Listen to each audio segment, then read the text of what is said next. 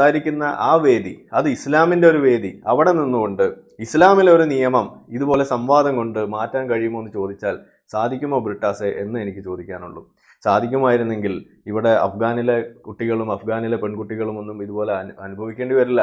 ഇറാനിലെ പ്രശ്നം അത് നമ്മൾ അനുഭവിക്കേണ്ടി വരില്ലായിരുന്നു. അതുപോലെ പല പല ലോകത്ത് നടന്നുകൊണ്ടിരിക്കുന്ന പല പ്രശ്നങ്ങളിൽ നമ്മൾ കാണുന്ന എന്താണ്, ഇസ്ലാമിലെ നിയമം കാലഹരണപ്പെട്ട നിയമമാണ് എന്ന് സമ്മതിക്കാനാകാതെ അത് ഈ 21-ാം നൂറ്റാണ്ടിൽ നടപ്പിലാക്കാൻ ശ്രമിക്കുമ്പോൾ അവിടെ സംവാദത്തിന് പോലും വഴിയില്ലാതെ, അവരെ ഈ പറയുന്ന പോലെ പറഞ്ഞു മാറ്റാൻ പോലും സാധിക്കാതെ ആ നിയമം അടിച്ചേൽപ്പിക്കുന്നതിന്റെ ഭാഗമായിക്കൊണ്ട് അവിടുത്തെ ജനത അവിടെ പൊറുതിമുട്ടുന്നതാണ് നമ്മൾ കൺമുന്നിൽ കണ്ടുകൊണ്ടിരിക്കുന്നത്. ഞാൻ ബ്രിട്ടാസിനോട് ചോദിക്കുകയാണ്, ഈ ലോകത്ത് ഏതെങ്കിലും ഒരു പഞ്ചായത്തിലെങ്കിലും ഈ RSS മുന്നോട്ട് വെക്കുന്ന രാഷ്ട്രീയത്തിന്റെ ഭാഗമായിക്കൊണ്ട് നരകിക്കുന്ന ഒരു ജനവിഭാഗത്തെ നിങ്ങൾ കാണിച്ചു തരൂ. ഇതാണ് എനിക്ക് ബ്രിട്ടാസിനോട് ചോദിക്കാനുള്ളത്. ഒരു ഭീതി വ്യാപാരം നടത്തിക്കൊണ്ട് RSS ഇവിടെ എന്തോ ചെയ്യാൻ പോകുന്നു എന്ന ഒരു കാര്യം പറഞ്ഞുകൊണ്ട് ഇവിടെ ചില നേട്ടങ്ങൾ കൊയ്യാൻ വേണ്ടി കാത്തു നിന്ന ആളുകളെ നമുക്ക് പരിചയമുണ്ട്. അവർ പക്ഷേ ഇന്ന് ജയിലിനകത്താണ്. അവർ പോപ്പുലർ ഫ്രണ്ട് എന്നും അതുപോലെ മറ്റു പല പേരിലും അറിയപ്പെട്ടിരുന്ന ആളുകളാണ്.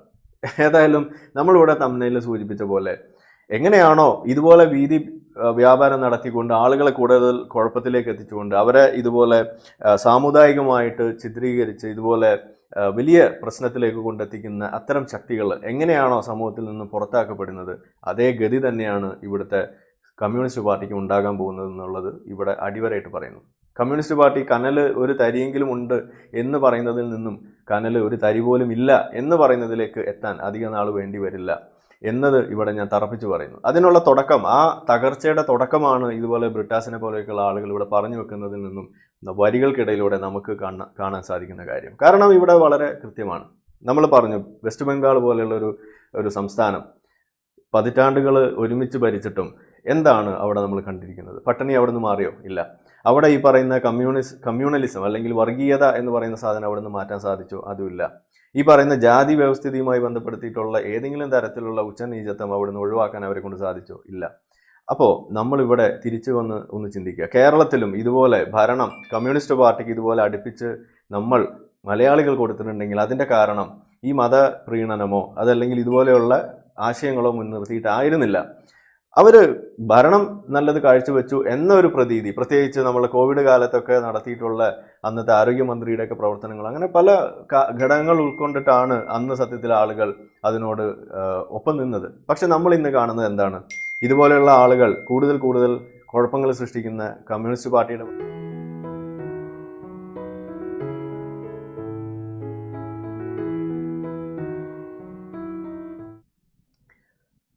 പാർട്ടിയുടെ വക്താക്കൾ ഇതുപോലെ കൂടുതൽ പ്രശ്നങ്ങൾ സൃഷ്ടിക്കുന്ന ആളുകളായിട്ട് മാറുന്നതാണ് നമുക്കിവിടെ കാണാൻ കഴിയുന്നത്. ഇതിൽ നിന്ന് എന്താ നമ്മൾ മനസ്സിലാക്കേണ്ടത്? ഇവരെ കൊണ്ടൊരു ചുക്കും സാധിക്കില്ല എന്നുള്ളതാണ്. ഇവരുടെ ലക്ഷ്യം എന്ന് പറയുന്നത് നാടിൻ്റെ നന്മയല്ല. ഇവരുടെ ലക്ഷ്യം എന്ന് പറയുന്ന അധികാരവും അത് വെച്ചിട്ടുള്ള കൺട്രോളിങ് പവർ കൈക്കലാക്കുക എന്നുള്ളത് മാത്രമാണ് കമ്മ്യൂണിസ്റ്റുകാരുടെ ലക്ഷ്യം എന്നുള്ളത് ഇവിടെ കൃത്യമാണ്.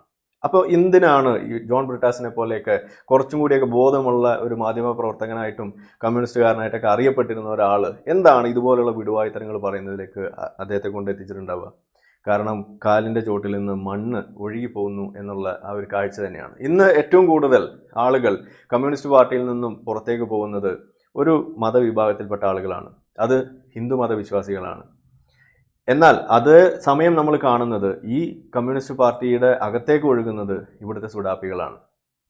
സുഡാപ്പികൾ നിറയുകയാണ് ഈ പറയുന്ന കമ്മ്യൂണിസ്റ്റ് പാർട്ടി. അതായത് കമ്മ്യൂണിസ്റ്റ് പാർട്ടി എന്ന് പറയുന്നത് ഇന്ന് ഒരു ഇസ്ലാമിക, ഒരു ചുമന്ന കളറുള്ള ഒരു മുസ്ലിം ലീഗ് പാർട്ടി എന്ന് പറയുന്നതാണ് കുറച്ചുകൂടി നല്ലത്. ഇതാണ് സംഭവിച്ചുകൊണ്ടിരിക്കുന്നത്. ഇത് സംബന്ധിച്ചിട്ട് നമ്മളൊരു വേറൊരു പ്രസൻറ്റേഷൻ കുറച്ച് നാൾ മുന്നേ ഞാൻ ചെയ്തിരുന്നു. ആ സംഗതി ഇവിടെ ചെയ്തതിൻ്റെ ഭാഗമായിക്കൊണ്ട് അതിൽ പ്രധാനമായിട്ടും ഇവർ ഉയർത്തിവിടുന്ന ചില വാദങ്ങളൊക്കെ ഉണ്ട്. RSS വേഴ്സസ് ഇസ്ലാം, അതുപോലെ ഹിന്ദു വേഴ്സസ് മുസ്ലിം എന്നൊക്കെ പറയുന്നത്. ഇതിലേക്ക് ഞാൻ വരാം. എന്തായാലും ഒരു ചെറിയ കാര്യം അതിന് മുന്നേ ഒന്ന് പറയണമെന്ന് ആഗ്രഹിക്കുകയാണ്. അതായത് ഈ ഒരു ടൈറ്റിൽ സഖാപ്പി ആഹ സംഘടാപ്പി ഓഹോ എന്ന് പറഞ്ഞിട്ട് ഏതാനും മാസങ്ങൾക്ക് മുന്നേ, ഏതാണ്ട് ഒരു വർഷത്തോളം മുന്നേ നടത്തിയ ഒരു പ്രഭാഷണം. ഇത് ലൈവായിട്ട് നമ്മൾ യൂട്യൂബിൽ ഞാൻ അപ്ലോഡ് ചെയ്തതാണ്. ഇതിൽ ഇസ്ലാം മത വിമർശനമല്ല, ഇത് കമ്മ്യൂണിസ്റ്റുകാരെ മാത്രം ലക്ഷ്യം വെച്ചിട്ടുള്ള ഒരു വിമർശനമായിരുന്നു. ഇതിൽ നമ്മൾ RSSകാരെ വിമർശിച്ചിട്ടില്ല. എന്നാൽ ഈ വീഡിയോ ഇന്ന് റിപ്പോർട്ട് അടിച്ച് പൂട്ടിച്ച് കളഞ്ഞിരിക്കുകയാണ്. ഏതാണ്ട് 10-30,000 വ്യൂ ആണ് അന്ന് അതിനുണ്ടായിരുന്നതെന്നാണ് ഞാൻ ഓർക്കുന്നത്. കറക്റ്റ് ഞാൻ ഓർക്കുന്നില്ല. എന്തായാലും 50,000-ഓളം അടുത്തുള്ളൊരു വ്യൂ ആണ്. അത് പൂട്ടിച്ചിരിക്കുന്നു. ആരാണ് പൂട്ടിച്ചത്? ഇവിടെ നമ്മൾ കൃത്യമായിട്ട് വിമർശിക്കുന്നത് സഖാക്കളെയാണ്, ഇവിടുത്തെ കമ്മ്യൂണിസ്റ്റുകാരെയാണ്. ഇവിടെ ഞാൻ എൻ്റെയൊക്കെ യൂട്യൂബ് ചാനൽ എടുത്ത് നോക്കിക്കഴിഞ്ഞാൽ ഇസ്ലാമിനെ നമ്മൾ പഞ്ഞിക്കിടാത്ത ഒരു ദിവസം പോലും ഇല്ല. അതിൻ്റെ ഇടയിലൂടെ കിട്ടുന്ന അവസരങ്ങളിൽ ഈ പറയുന്ന സംഘപരിവാർ ആശയങ്ങൾ, അതിൻ്റെ പ്രശ്നങ്ങൾ, പൊള്ളത്തരങ്ങൾ നമ്മളോട് ചൂണ്ടിക്കാണിക്കുന്നു. പക്ഷേ നമുക്ക് റിപ്പോർട്ട് അടിച്ച് പൂട്ടിപ്പോയ ഒരൊറ്റ വീഡിയോ ഏതെന്ന് ചോദിച്ചു കഴിഞ്ഞാൽ അത് ഇത് മാത്രമാണ്. എന്താണ് ഇതിൽ നമ്മൾ മനസ്സിലാക്കേണ്ടത്? വിമർശനങ്ങൾ എന്ന് പറയുന്ന സാധനം, അതല്ലെങ്കിൽ ഈ പറയുന്ന സംവാദം എന്ന് പറയുന്ന സംഭവം, ഇത് ഫാഷിസത്തിന് ഒരിക്കലും ഉൾക്കൊള്ളാൻ കഴിയുന്ന സംഗതി അല്ല എന്ന് നമ്മൾ പറയുന്നതിൻ്റെ കൃത്യമായ തെളിവ് കൂടിയാണ് ഈ ഒരു സംഭവം എന്ന് വേണമെങ്കിൽ പറയാം. ഇതാണ് ഇവിടെ സംഭവിച്ചിരിക്കുന്നത്. ഇത് നമുക്കിവിടെ കാണാൻ കഴിയുന്നു. ഈ വീഡിയോ ഇവിടുന്ന് പോയിരിക്കുകയാണ്. ഏതായാലും ഇവിടെ നമ്മൾ മനസ്സിലാക്കേണ്ട മറ്റൊരു വസ്തുത എന്ന് പറയുന്നത് ഈ സഖാക്കൾ കൊണ്ടു നടക്കുന്ന ഒരു കാര്യമുണ്ട്. അതായത് അവർ കൊണ്ടു നടക്കുന്ന ഒരു മോറൽ ഹൈ എന്ന് പറയുന്ന ഒരു സംഭവം. ഞങ്ങൾ എന്തോ വലിയ ഒരു കൂട്ടം ആളുകളാണ്, ഞങ്ങൾക്ക് കുറച്ച് മനുഷ്യപ്പറ്റ് കൂടുതലാണ്, ഞങ്ങൾക്ക് കുറച്ച് പാവങ്ങളോടുള്ള സ്നേഹം കൂടുതലാണ്. എനിക്ക് തോന്നുന്നു അങ്ങനെ പാവങ്ങളോടുള്ള സ്നേഹം കൂടുതലുള്ളതുകൊണ്ടാണ് എന്ന് തോന്നുന്നു അവർ കൂടുതൽ പാവങ്ങളെ ഇങ്ങനെ ഉൽപ്പാദിപ്പിച്ചുകൊണ്ടിരിക്കുന്നത്. വെസ്റ്റ് ബംഗാളിലൊക്കെ നമ്മൾ കണ്ടുകൊണ്ടിരിക്കുന്നതാണ്.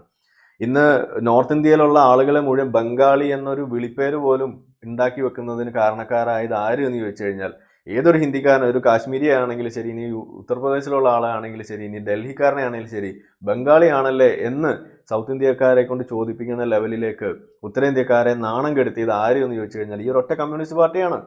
ജോലി തണ്ടി അലയുകയാണ് അവരിന്ന് ഈ പറയുന്ന സൗത്ത് ഇന്ത്യ മുഴുവൻ. അത് എങ്ങനെയാണ് അതിലേക്ക് എത്തിച്ചത്? 40-30 വർഷത്തോളം ഭരിച്ചിട്ട് മാന്യമായൊരു തൊഴിൽ കണ്ടെത്താനുള്ളൊരു സംവിധാനം പോലും ഇല്ലാതെ ഈ കമ്മ്യൂണിസ്റ്റ് പാർട്ടിയുടെ ഉള്ളിലുള്ള സാധനങ്ങളും പൊക്കി പിടിച്ചുകൊണ്ട് നടന്നിട്ട് എന്താണ് അവിടെ സംഭവിച്ചതെന്നുള്ളത് നമുക്കറിയാം. പാവപ്പെട്ടവരുണ്ടാക്കുന്ന ഒരു പാർട്ടിയാണ് സത്യത്തിൽ ഈ കമ്മ്യൂണിസ്റ്റ് പാർട്ടി എന്ന്. ഇതിനൊരിക്കലും നമ്മളെ നാട് നിന്നു കൊടുക്കാൻ പാടില്ല. പക്ഷേ നമ്മൾ ഇതിനെ വിമർശിക്കുന്ന സമയത്ത് സംഭവിക്കുന്ന ഒരു പ്രശ്നം, അല്ലെങ്കിൽ നമ്മൾ കാണാതെ പോകുന്ന ഒരു വശം എന്ന് പറയുന്നത് അതൊന്ന് അഡ്രസ്സ് ചെയ്യേണ്ട ഒരു കാര്യം തന്നെയാണ്. അത് സംബന്ധിച്ചിട്ടുള്ള ഒരു പ്രസൻറ്റേഷനാണ് ഞാൻ പ്രകാശൻ എന്ന് പറഞ്ഞിട്ട് ഒരു പ്രസൻറ്റേഷൻ കഴിഞ്ഞ ദിവസം ചെയ്തിട്ടുണ്ട്. അത് എസൻസിൻ്റെ ചാനലിൽ റിലീസായിട്ടുണ്ട്. അത് കാണുന്നത് നന്നായിരിക്കും. എന്താണ് അതുകൊണ്ട് നമ്മൾ ഉദ്ദേശിക്കുന്നതെന്ന് കൂടുതൽ അറിയാൻ വേണ്ടിയിട്ട് വിശദമായിട്ട് പറയാൻ ഇവിടെ സമയമില്ലാത്തതുകൊണ്ട് ഞാനത് സജസ്റ്റ് ചെയ്യുന്നു.